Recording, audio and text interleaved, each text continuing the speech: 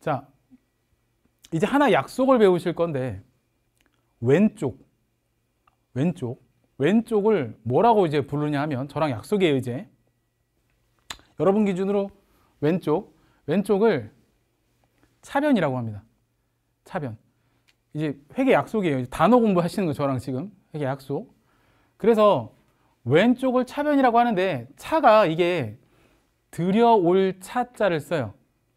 차입금 할 때 차가 들여오다, 뭐 차관을 도입하다 할 때 그 차가 한자어로 들여오다는 뜻이에요. 차입. 차용증 할 때 그 차가 이 차자예요. 들여올 차. 차변. 변은 변방, 변두리 할 때 쪽, 방향을 나타내는 한자어예요. 그래서 차변이라고 하면 우리가 보통 왼쪽에 적을 때 차변이라고 하는데 회계하는 사람들은 본능적으로 왼쪽 하면 차변이라고 해요. 그래서 왼쪽을 차변, 다른 말로 풀어서 해석하면 들어오는 쪽이라고 표현을 해요. 들어오는 쪽 또는 앞으로 들어올 쪽, 들어온다, 들어올 거다 라고 보는 게 차변이라고 합니다.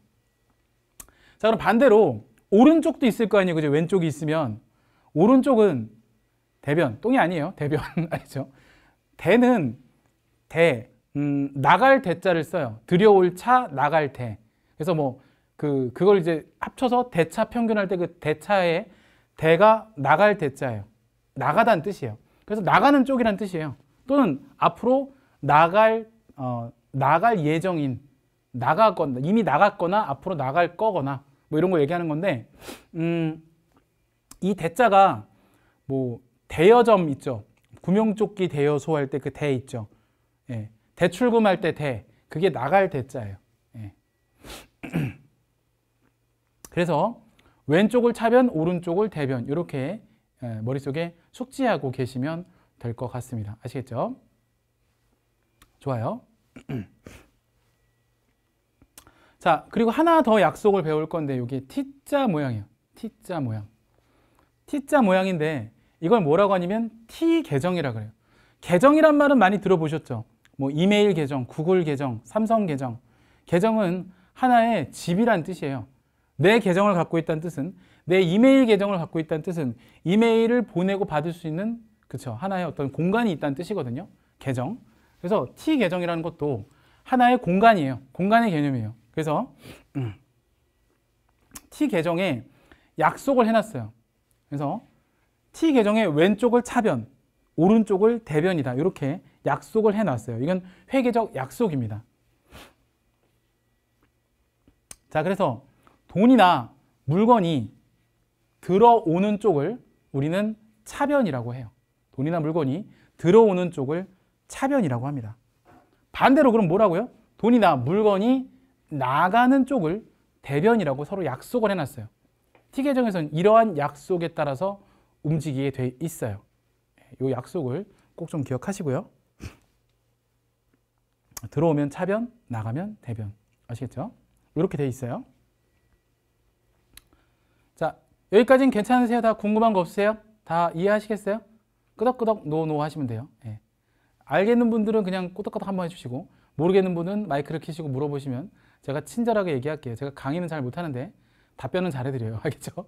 자, 됐죠? 넘어갈게요. 자, 재무상태표. 일정 시점 기업의 재무상태를 나타내는 정태적 보고서. 이건 앞 시간에 배운 적 있죠? 재무제표. 자, 이게 T계정이라는 약속에 따라서 이제 재산 상태, 재무 상태의 세 가지 요소를 배우시게 돼요. 세 가지. 회계는 딱 5가지 요소로 구성되어 있어요. 자산, 부채, 자본, 수익, 비용.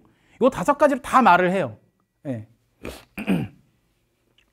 자, 차변. 그 다음에 대변. 이제 이건 아시겠죠? 왼쪽은 차변, 오른쪽이 대변. 그죠? 네. 자, 오른쪽부터 적습니다.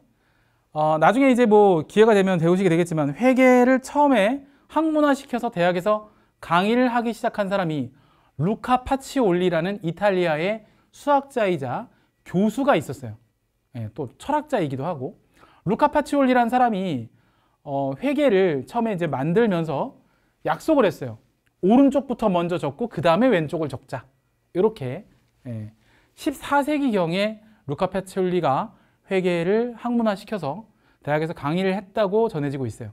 그래서 회계의 날도 있어요. 전 세계적으로 루카 파치올리. 근데 그보다 인쇄 활자 문화가 그쵸? 훨씬 더 앞섰던 우리나라에서 이미 서양보다 먼저 회계를 하기 시작했어요.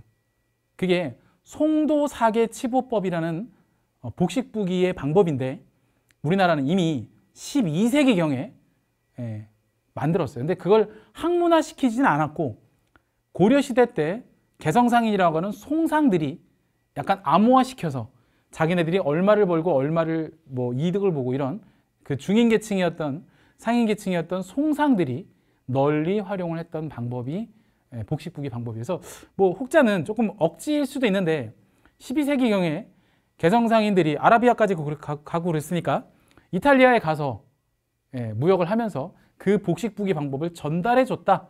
그래서 루카 파치올리가 그거를 넘겨받아서 대학에서 가르친 거다. 뭐 이런 억지 비슷한 말이 있는데 저는 솔직히 억지라도 그 말이 좀 땡기더라고요. 근데 그걸 우리나라가 주장을 못해요. 왜? 힘이 없으니까.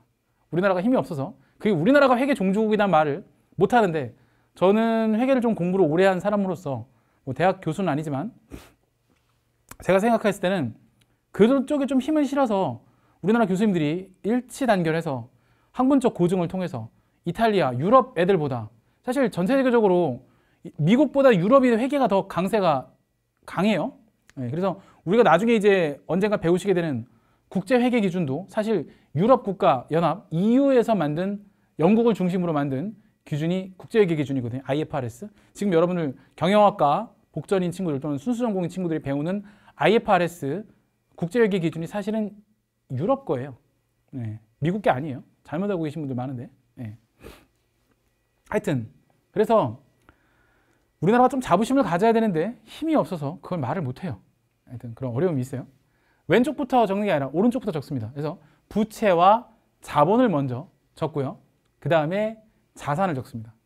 근데 이 부채는요, 엄밀히 따지면 얘는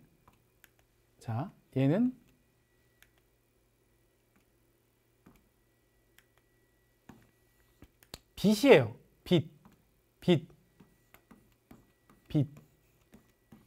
졌다 할 때 부채는 빚이에요. 그리고 자산은 그냥 내 거예요. 아이고, 이 글씨가 내 거. 여기다 이렇게 쓸까요? 내 거. 내 돈 주고 산 것도 내 거, 빚 내서 산 것도 내 거. 내 거라고 하죠. 우리가 아이폰 또는 갤럭시 스마트폰, 또 LG 스마트폰을 구입할 때 보통 할부로 노예 생활을 하죠. 노예 생활을 했지만 이걸 내 거라고 얘기하지 이건 LG 거.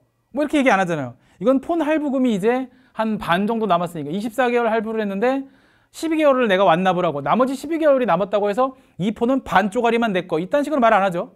그냥 내 폰이 24개월 할부로 샀는데 그중에 할부 반은 갚고 나머지 반은 남았어라고 얘기하지. 이 폰은 내가 할부를 반만 냈으니까 반만 내 거. 그럼 뭐 핸드폰을 뭐 폴드 플리처럼 쪼개서 다녀요? 그건 아니잖아요. 그죠? 차도 만약에 여러분 직장생활 하시면 특히 남학생들이 차 욕심 많으신 분들은 직장생활 초년생 때 할부로 딱 긁어갖고 신차 뽑고 하죠.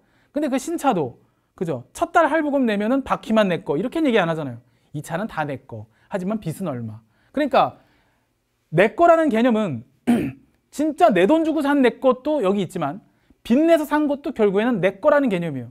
확실하게 소유의 개념을 알고 접근해야 회계에서는 안 불편해요. 아시겠죠? 제가 요거는 확실하게 이해하고 가셔야 돼요. 제가 강의는 잘 못하지만 표현은 정말 찍살나게 직관적으로 잘하는 편이에요. 이해가 쏙쏙 되게. 강의는 잘 못하지만 표현은 잘해요. 그래서 자산, 부채, 자본. 이제 자본이 뭔지는 알아야 되잖아요. 자본도 내 거는 내 건데 뭐라고 하냐면 이렇게 표현을 해요. 저는 진짜 내 거. 진짜 내 거. 진짜 내 거라래요. 자산은 내 거. 빚은 부채. 부채는 빚. 자본은 진짜 내 거. 자, 보세요. 우리 학생들. 진짜 말 돼요. 자, 보세요. 내가 아이폰을 24개월 할부로 100만 원 주고 샀어요. 얘가 발열이 좀 심해갖고 전자칠판이 지금 마트에 갔어. 여기다 쓸게요. 100만 원 주고 샀어. 아이폰 100만 원짜리 내 거야. 근데 얘가 아직 할부금이 80만 원만큼 남았어. 그러면 나머지 얼마야? 결국에는 내 돈 20만 원만큼 지금 할부금 넣은 거죠. 아직 80만 원 남았다는 얘기잖아. 그렇다고 이 아이폰을 20만 원만 내 거라고 얘기해요? 아니잖아요. 100만 원짜리 아이폰은 사긴 산 거잖아. 내 거잖아. 그죠? 여러분 은행 대출빚 받아서 집을 사면 여러분 부모님 집이죠. 근데 어머님이 뭐라 그래요? 은행 거고 화장실만 우리 거야 라고 했을 때 여러분은 화장실에서만 먹고 잡니까? 아니죠. 빌려 쓴 것까지 포함해서 원래 내 거, 내 돈 주고 산 진짜 내 거와 그죠? 빚지고 산 것까지 모두 포함해서 내 거라고 얘기를 하는 거지. 그쵸? 확실한 소유의 개념, 내 거, 네 거를 정확하게 구분하는 게 회계의 가장 기본이자 기초고 핵심이에요. 내 거, 네 거 구분을 못하니까 장사를 해서도 눈 뜨고 망하는 거고 정확하게 손익계산을 못하니까 이 다음에 경영성과를 계산을 정확하게 못하니까 수익비용에 대한 기본 개념이 안 돼 있으니까 알바를 하면서도 눈앞에 8,720원보다 30분 버스 타고 왔다 갔다 해야 되는 10,000원이 더 비싸게 보이는 착시 효과가 생기는 거예요. 정확하게 계산을 놓고 들어가면 굳이 뻘짓을 하지 않아도 눈 뜨고 손해보지 않아도 다 되는 부분인데 우리는 취업도 알바도 소비도 다 그렇게 호객님으로 가죠. 근데 그 호객님이 먹혀요. 웃긴 거는 호객님이 먹히는 게 정말 신기해요. 적어도 저한테 회계 배우신 제자분들은 어디 가서 사기는 안 당하시더라고. 제가 기본적으로 이런 마인드를 가르쳐 놓으니까 취업은 좀 늦게 하긴 하는데 사기는 안 당해요. 자, 잘 기억하시고 알겠죠? 넘어가겠습니다. 자, 공식이 하나 보이는데 외우지 마세요. 아까 다 설명했어. 아까 어떻게 설명했냐면 여기 봐요. 아까 두 개가 어떻게 같을 수 있냐면 바로 이것 때문에 같은 거예요. 맞죠? 봐봐요. 내가 표현할 때는 자 회계적 적분을 어떻게 얘기했는지 아세요? 나는 아이폰 100만 원짜리를 사서 지금까지 할부금 20만 원 갚았고 80만 원이 빚으로 남아있어 라고 생각하는 게 일반적인 생각이잖아요. 왼쪽에서 오른쪽. 근데 루카 파치오리가 회계를 만들 때는 그렇게 얘기를 안 했어요. 이쪽이 결과예요. 뭐라고 얘기하냐면 회계적 접근으로 언어 표현을 하면 뭐라고 얘기하냐면 내 돈 20만 원과 빚 80만 원을 줘서 고로 그 결과로 나는 아이폰 100만 원짜리를 내 손에 들고 있어. 약간 연역적인 추론 방식으로 접근을 하셔야 됩니다. 귀납적으로 가시면 안 돼요. 네. 알겠죠? 자, 그렇게 생각하셔야 돼요. 자, 그래서 어쨌든 이 양쪽의 합은 항상 같다는 항등식이 성립하게 되는데 이게 바로 대차평균의 원리라고 하고 회계의 기본 개념 중에 하나입니다. 항상 왼쪽과 오른쪽은 같은 금액으로 끝나야 돼요. 그게 일종의 법칙이에요. 문장의 오형식보다는 좀 쉽습니다. 알겠죠? 그 정도까지는 아니잖아요, 이게. 그죠? 딱 룰이 정해져 있어요. 항상 왼쪽, 오른쪽 같아야 된다. 이거예요, 결론은. 알겠죠? 기브 앤 테이크지. 내가 받은 게 있으면 주는 게 있어야 되고 세상에 공짜는 없다는 진리를 알려줘요. 자, 넘어갈게요. 그래서 재무상태표 등식이라고 해봤자 거창하게 되어 있지만 하나도 걱정할 게 없는 게 왼쪽의 자산과 부채와 자본의 합계는 항상 같아야 된다는 공식이 성립하는 거예요. 알겠죠? 넘어갈게요. 자, 이번엔 손익계산서, 일정 기간 기업의 경영성과를 나타내는 동태적 보고서. 이거 기억나시죠? 자, 역시 뭐예요? T계정이에요. T계정. 자, 왼쪽을 차변, 오른쪽을 뭐라고요? 대변이라고 합니다. 그죠? 자, 왼쪽에는 비용을 적습니다. 비용을 적어요. 오른쪽에는 수익을 적습니다. 이렇게. 자, 여기서 여러분 하나 알고 계셔야 될 게 여기다 좀 써드릴게요. 우리가 수익을 말할 때 뭐라고 말하냐면 수익을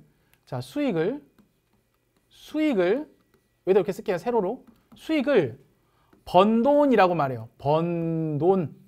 수익은 돈을 벌었어. 번 돈이라고 말해요. 야, 너 수익이 얼마야? 순수익이 얼마야? 우리는 그렇게 생각을 잘 안 해요. 야, 너 순수익이 얼마야? 수익이 얼마야? 매출이 얼마야? 이익이 얼마야? 별로 개념을 안 정해 놓고 써요. 우리가 자산과 자본이 헷갈리듯이 수익과 이익은 일반적으로는 그렇게, 그죠? 근데 장사하는 사람들이나 회계를 한 톨이라도 배운 사람들은 엄연히 자산과 자본은 다른 개념이고 수익과 이익도 다른 걸로 봅니다. 이익은 수익에서 쓸 거 쓰고 다 빼고 나머지를 이익 또는 손실이라고 표현합니다. 아시겠죠? 정확하게 말하면 여기 있는 수익과 여기 있는 이익은 달라요. 그리고 그러면 우리는 이렇게 생각하겠죠. 뭐라고요? 자, 수익이 번 돈이면 비용은 뭐라 그래요? 쓴 돈이라는 게 맞는 거잖아, 그죠? 맞죠? 근데 잘 들어봐요. 쓴 돈이라고 하면 안 되고요. 뭐라고 표현하는 게 정확한 표현이냐면 회계적으로 표현할 때 이렇게 표현해야 돼요.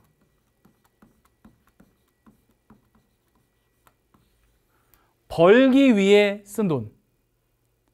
그래서 알바 얘기할 때 눈앞에 10분 도보거리에 있는 8,720원짜리 알바하는 거하고 30분 버스비 날려가면서 버스 타고 왔다 갔다 왕복 1시간 걸리면서 8시간 알바해서 시간당 10,000원 받는 거랑 어찌 보면 눈에 보이지 않는 것까지 다 포함하자면 8,720원이 더 그죠? 비쌀 수 있다라고 얘기했던 이유가 바로 이것 때문이에요. 우리는 눈에 보이지 않는 정성적인 측면에 대한 고려를 전혀 안 하고 알바비를 계산을 하기 때문에 그 문제가 생겨요. 예. 그래서 수치적인 것만 보면은 당연히 30분 버스 타고 가는 게 이득일 수 있겠지만 그 동안에 우리가 시간을 까먹는 부분에 대해서 생각을 안 해요. 예. 제가 봤을 때는 30분 버스 거리면 최소 1시간은 기다려야 돼요. 그죠? 1시간은 기다려야 돼요.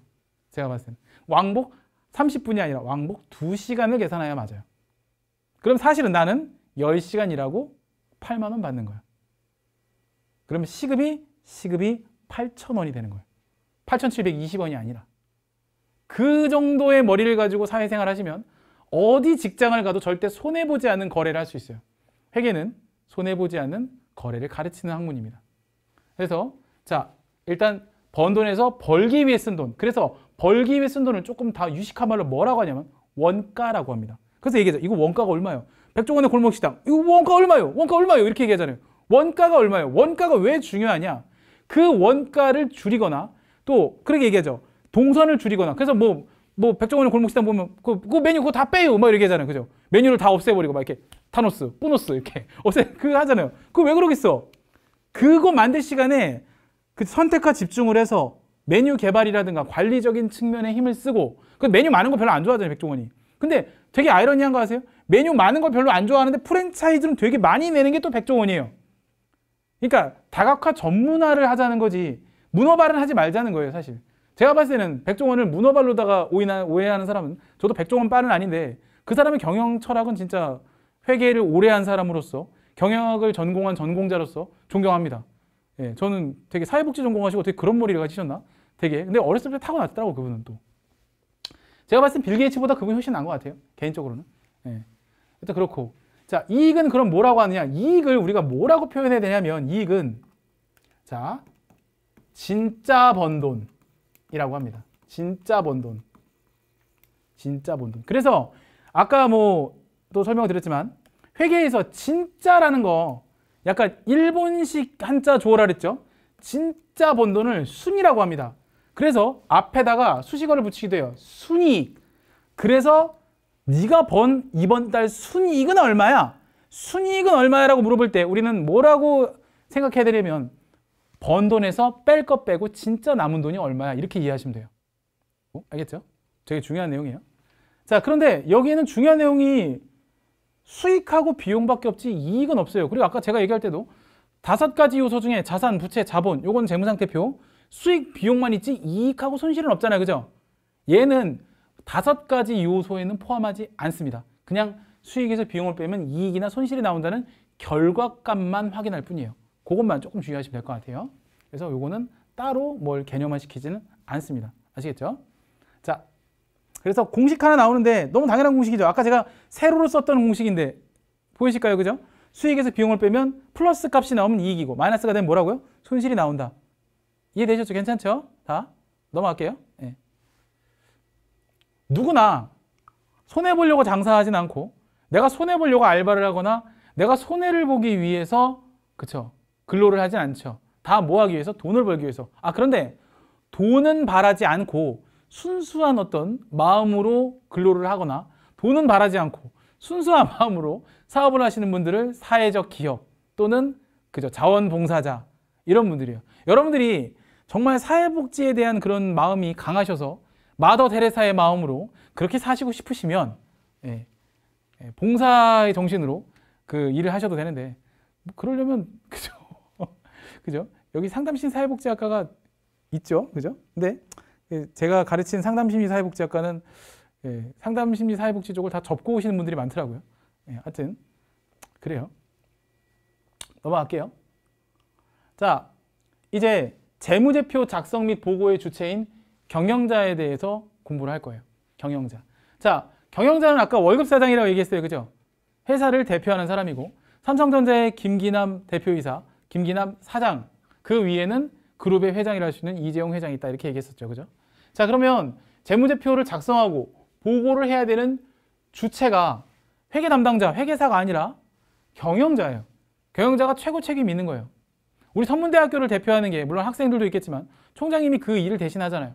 우리나라 국가를 대표하는 게 대통령이 있듯이, 그죠? 각 도에는 도지사가 있고 시에는 시장이 있죠. 마찬가지로 그 회사를 대표해서 모든 책임을 지고 업무를 해야 되는 사람이 경영자입니다. 회계 담당자가 일단 아니에요. 알겠죠?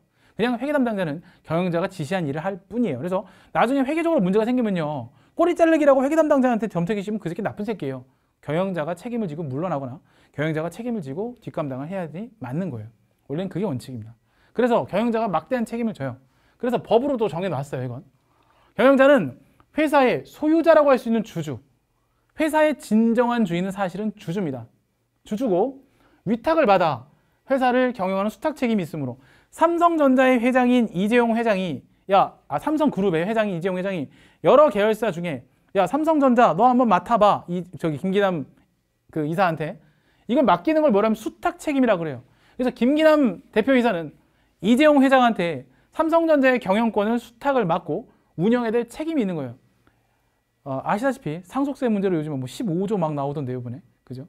이건 회장한테 받은, 전 회장한테 받은 그 이재용 회장의 지분율이 따져보니까 상속세만 하신 뭐 15조, 이제 전체적인 지분은 그거고, 천문학적인 숫자가 나왔더라고요.